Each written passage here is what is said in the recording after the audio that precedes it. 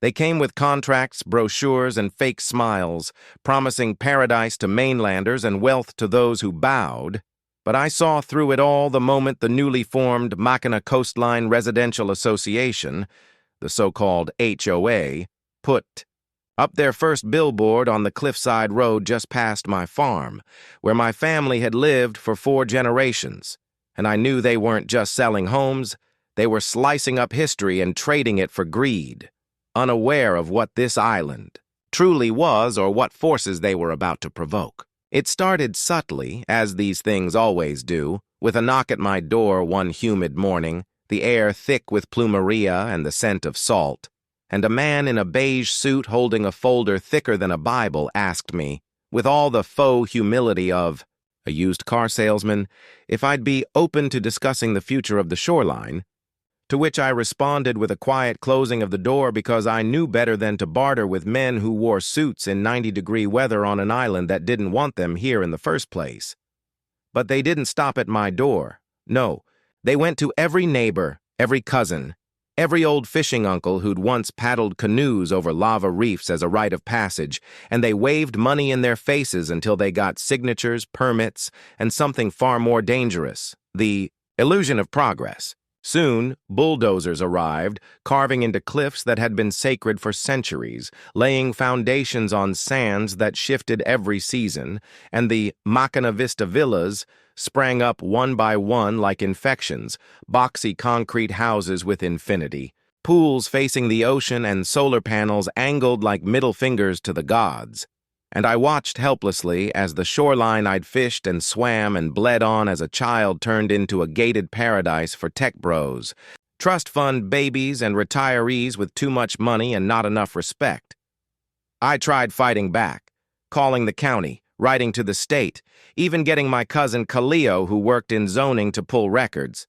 And that's when we realized the HOA had loopholed the entire development by classifying it as an eco-village expansion under a decades-old tourism pilot program, one that hadn't been enforced since 1989 when it was used to build a single hostel in Kona. But with a few well-placed bribes and manipulated documents, they repurposed that loophole into a golden highway for mass construction, and soon 20 houses became 40, 40 became 80, and by the time they hit 120, the view from my farm no longer included the glimmer of tide pools or the silhouettes of fishermen casting nets at dusk, but instead rows of uniform mansions with artificial lawns, imported palm trees, and artificial sea walls that turned the once soft shoreline into a jagged death-trap trench, killing coral, silencing birds, and changing the ocean's rhythm itself. The new residents, oblivious to what they had disrupted, hosted loud luau's. With catered poke bowls and Spotify playlists, their laughter echoing into the jungle at night while the native owls no longer came, and I'd sit on my porch staring at them, wondering if they even knew that the beach they now called private had once been the landing place of our ancestors' double-hulled voyaging canoes, or if they cared that the rocks they'd cleared for their infinity pools had names older than any of their grandfathers. And still they kept expanding, their HOA issuing fines to anyone who hung laundry outside, who parked facing the wrong way, who dared walk along the water without a resident badge, and it boiled in me like lava beneath a sealed vent. This fury, this helpless knowing that the land would not take this quietly forever, and then the whispers started. At first, it was just old Auntie Nani muttering in church that the sea has turned its back. Then it was fishermen from the north saying the fish were avoiding the bay, and then the turtles stopped nesting, and I began to hear it too.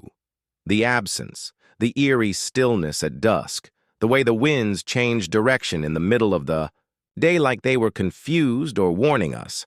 I remember one night in particular when the ocean was so calm it looked fake, like a postcard with no waves, no ripples, no sound, just silence and moonlight. And my dog, Koa, refused to come out of his kennel, just sat there growling low like something old was walking the shoreline unseen. And I should have known. I should have warned more people, but who listens to the one native guy with a rusty pickup and a stubborn refusal to sell, especially when the HOA had their eyes set on me next, calling me the last holdout, offering me more money than I'd seen in my life if I'd just let them level my farmland and build Machina Executive Phase 2, and when I refused again, they got nasty, accusing me of illegal farming practices, reporting me for fabricated building code violations, even trying to sue me for blocking ocean view corridors with my mango trees. And still I stood firm, planting taro and fixing fence posts while they hosted champagne brunches on stolen ground. And I whispered to the land every morning, apologizing for the scars they carved into her, for the rituals they ignored, and begging her not to punish us all for their arrogance. But of course the land doesn't hear apologies when they come too late. And when it finally happened, it wasn't with a storm or a warning siren.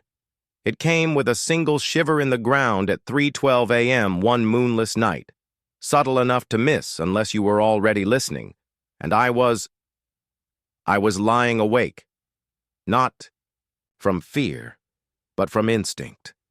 And when the dogs in the hills began howling and the birds flew in circles overhead, though it was still dark, I knew. And I ran outside barefoot, feeling the cold dew on the grass and the wetness in the air that felt wrong, like the breath of a predator. The ocean, once a mile away, began to recede with a noise I will never forget. Not a roar, but a long, sucking gasp, as if the sea itself was inhaling in fury. And the sandbars stretched out naked, exposing coral and bones and anchors long forgotten, and still the HOA slept in their marble bathrooms and under their designer comforters. And I screamed at the top of my lungs, "Get to higher ground!" But no one heard me over their central air and soundproof glass. So I ran past the security gates and fountains, past the manicured paths, banging on doors, grabbing a few kids who followed me half asleep, while others stared at me like I was mad. And then it came, a wall of water taller than any building they'd built, silent at first, then deafening, crashing into every house like the island was coughing them up, reclaiming them, drowning Tesla chargers, gutting wine cellars, flipping four-wheelers like toys, dragging glass and wood and dreams out to sea like driftwood. And I watched from the ridge above my farm, barefoot and shaking, clutching 3 kids and 1 old man I'd pulled out of a hammock moments before, as the ocean erased 120 houses in under 3 minutes. Gone, as if they'd never been, as if the island had hit back with ancient hands. And in the eerie silence that followed, broken only by the weeping of the rescued and the crackling of burning debris from a downed generator, I knew this wasn't a disaster, it was a reset. And the HOA would never recover, not because of lawsuits or insurance or FEMA reports, but because no one who truly saw that wave would ever dare rebuild on that shoreline again. The morning after the tsunami didn't look like any morning I had ever known on the island.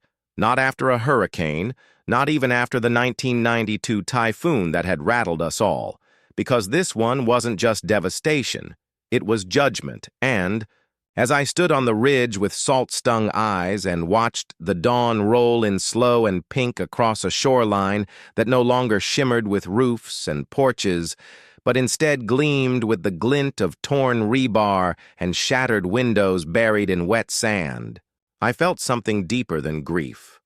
I felt finality, like something ancient had closed a book and dared anyone to open it again. And yet, by mid-morning, when helicopters began circling overhead and news crews trudged into what was left of the Machina Vista Villas, the story they told wasn't about the reckoning of land or the arrogance of a trespassing HOA. No, they twisted it immediately, calling it a rare natural catastrophe, a freak act of nature, with one mainland anchor even going so far as to blame insufficient early warning systems, as if the wave hadn't whispered for months in the language of tides and wind, as if the ancestors hadn't been stomping their feet in the clouds for weeks. And still, survivors stood around wrapped in hotel towels, faces pale and stunned while real residents like me passed out tarps, cooked rice over fire pits, and pulled drenched photo albums from the surf. But the most unsettling thing wasn't what was said. It was what wasn't said, that the entire 120-home development was wiped out with such surgical precision that even the lots on the edge, which should have been spared, were gone, as if the ocean had known exactly what to take and what to leave. My farm untouched, the old fish pond still intact, even the twisted old banyan tree at the cliff edge still standing strong with its roots gripping the lava rock like claws, and people began to notice, began to whisper in stunned reverence, calling my place the blessed ground, or the survivor's patch. And soon they came not just with questions, but with offerings. Tourists who'd lost everything knelt in my field leaving bracelets, prayer beads, even handwritten notes on hotel stationery begging for forgiveness. And it would have been laughable if it hadn't felt so solemn, because deep down I knew what they didn't. The land hadn't acted out of rage alone, but out of justice. And justice on these islands doesn't forget, doesn't bargain, and doesn't stop when paperwork says the matter's closed. And yet the HOA didn't dissolve like we all thought it would. No, 3 days after the flood, the remaining board members, those few who hadn't drowned or flown back to the mainland, held a recovery meeting at a rented hall in Hilo and began discussing how to strategize rebuilding, citing vague insurance coverage, FEMA grants, and community resilience, as if their beach mansions were ever part of any real community. And when one of them, a man named Sterling Winthrop III, a real estate exec from San Diego who had bought 3 lots and sold 2 at triple the price, said into a microphone that this tsunami will not define us, I knew we were in trouble, because it wasn't just about ignorance anymore, it was about defiance. And defiance on cursed land is like building a castle on an open grave. Within days, odd things began to happen. First, their cleanup crews refused to work, citing strange nightmares and tools going missing. Then a drone surveyor crashed straight into the banyan tree, despite a clear sky and auto avoidance. And then a man from the HOA's legal team, who had flown in to document insurance claims, drowned in his hotel bathtub the night before his deposition. And yet the board pressed on, now cloaking their efforts under a new LLC called Makana Renewal Partners, insisting they weren't rebuilding, just reclaiming viable assets. But even the state began to hesitate, especially when geological reports showed that the entire shoreline had shifted 3 feet inland and dropped in elevation, making it federally designated as a high-risk submersion zone. Still, the HOA persisted, and that's when the locals started speaking out, not just elders like Auntie Nani or Uncle Kaleo, but young people, fishermen, tattoo artists, even surfers, who'd grown up respecting the reef line, and together we held a vigil on the beach one night under torchlight, not just to honor the lost, but to send a message. And I spoke for the first time publicly, telling the crowd that what had happened wasn't just water and waves, it was consequence, that the land had defended itself, and we had to honor that. And the footage went viral, earning both support and backlash, with mainland investors calling me a local agitator, and the HOA filing an injunction against my speaking events, claiming I was interfering with potential investor relations. And I knew then they weren't scared of the ocean. They were scared of what the ocean had exposed, their greed, their lies, and their utter detachment from the spiritual weight of the land they'd tried to tame. But it was already too late for them, because the curse had already taken root, and one by one, strange events began taking out every last remnant of their plans. First, the storage unit where they'd kept architectural blueprints for a new phase caught fire under mysterious circumstances. Then a survey boat sent to remeasure the seabed vanished entirely from radar and washed ashore 3 days later with no crew aboard. And when the county sent a new planning director to evaluate the area, she resigned the next morning after spending just 1 night in the coastal guest house, claiming she'd seen ghostly lights moving across the beach and heard drums beating beneath the waves. The papers laughed it off, calling it island folklore. But those of us who knew the old stories recognized the signs. The night marchers had returned, those ancient warrior spirits who only rise when the sanctity of land is defiled. And even I began to feel it, waking some nights to chanting in the wind, to the smell of burning Thai leaves without a fire, to dreams of massive waves pulling not just homes but entire bloodlines into the depths.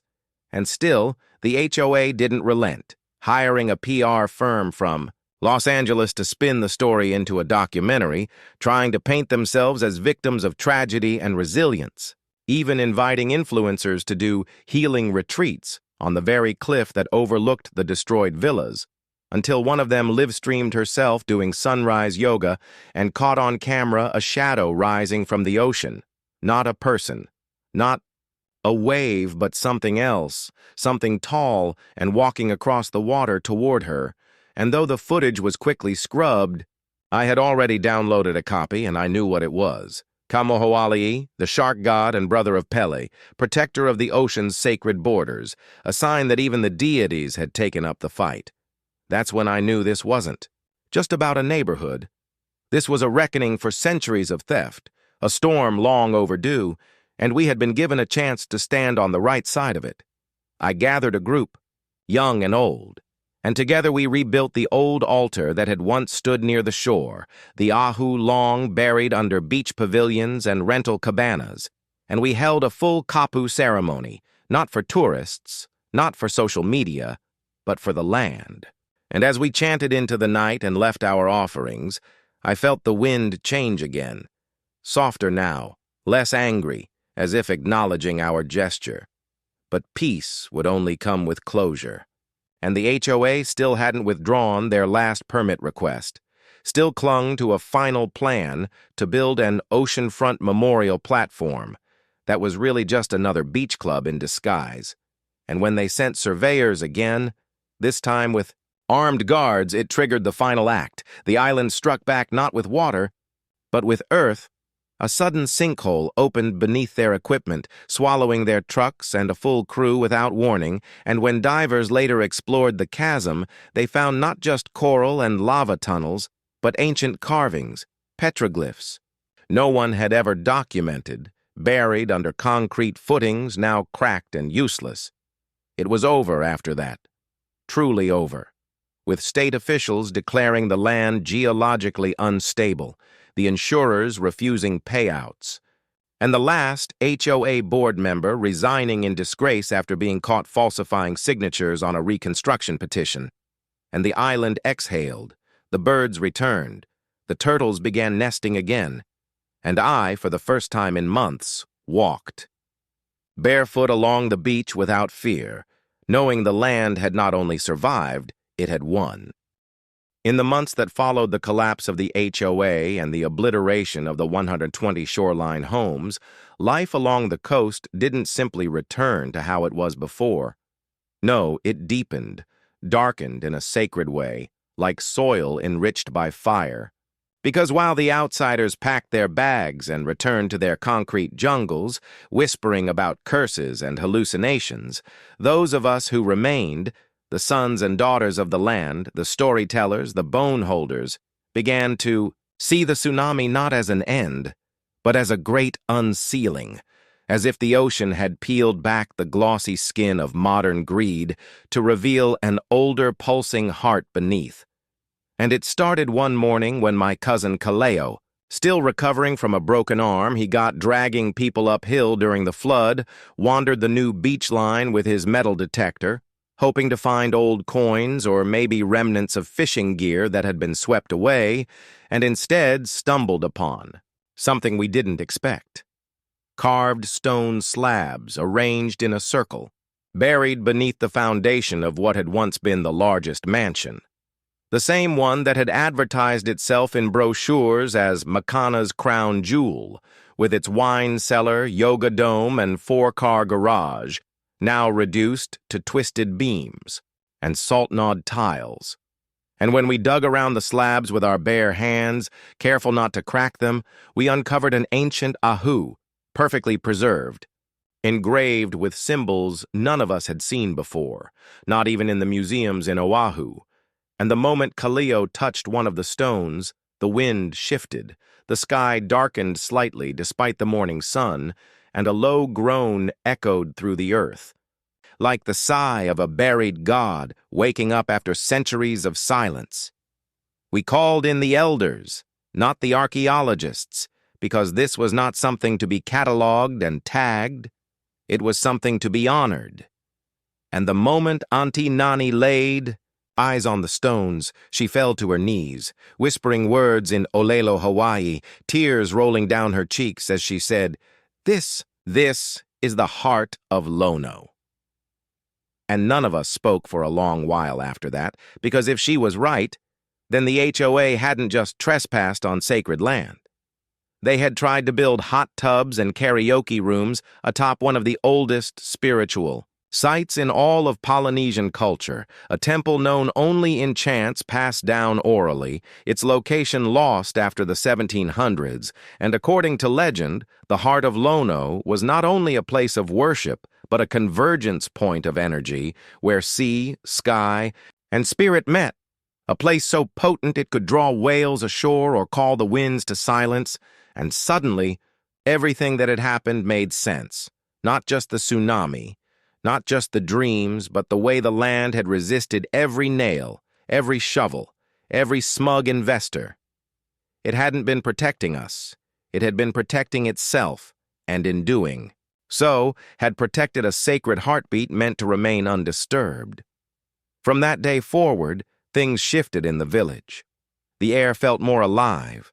The birds sang differently, fishermen reported larger catches, and even the trees seemed to grow. With more defiant bloom, we rebuilt not with concrete or imported pine, but with our own hands and traditions, restoring old footpaths, planting native flora, and erecting a protective circle around the uncovered ahu made not of fences, but of living tie plants and stone markers, and we appointed no guards because none were needed. Everyone knew not to step past the line, not because of fear, but because of reverence. The state tried once, just once, to intervene, sending a cultural resource team and a legal envoy to discuss ownership of the site. But when they arrived, their equipment malfunctioned, their GPS maps distorted, and their drone crashed into the sea within 10 minutes. They left quietly, and we never heard from them again. In time, a new kind of traveler began to arrive. Not tourists, but pilgrims of sorts. Historians, spiritual seekers, cultural practitioners from across Polynesia who had heard whispers of the unearthed ahu and came not with cameras but with chants, laying offerings of kapa cloth and kukui nuts, circling the stones in respectful silence. And one night, under a blood-red moon, something happened that none of us had expected but all of us felt coming. The return of the kahuna, a man cloaked in tapa, barefoot and adorned in ancient symbols, who walked into our village without a word, went directly to the ahu and began chanting in a voice that sounded like it belonged to the wind itself. No one knew his name or where he had come from. But when he spoke, even the oldest among us listened. He said that what had been awakened was not only the heart of Lono, but the memory of resistance, the echo of every injustice committed against the land, and that it would not sleep again. He warned us that more would come, not with bulldozers this time, but with lawyers, influencers, and new laws meant to divide, to reframe desecration as development again. And so we prepared, not with violence, but with knowledge. We formed a council, not elected but chosen by spirit, and we archived everything. Oral histories, drone footage, elder testimonies, chants, everything we had seen and heard. We created a living library that could not be deleted or censored. And we taught the Kiki not just how to plant taro, but how to defend sacred spaces with law, with language, with lineage. And still, the dreams continued. Not just for me now, but for many in the village.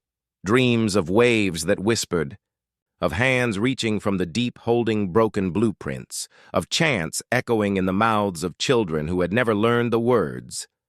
And then one night, something stranger still, the sea returned a box, not a crate, not debris, but a watertight container, barnacled and sealed with rusted latches, which washed ashore at the same spot where the HOA had once placed their founder's statue.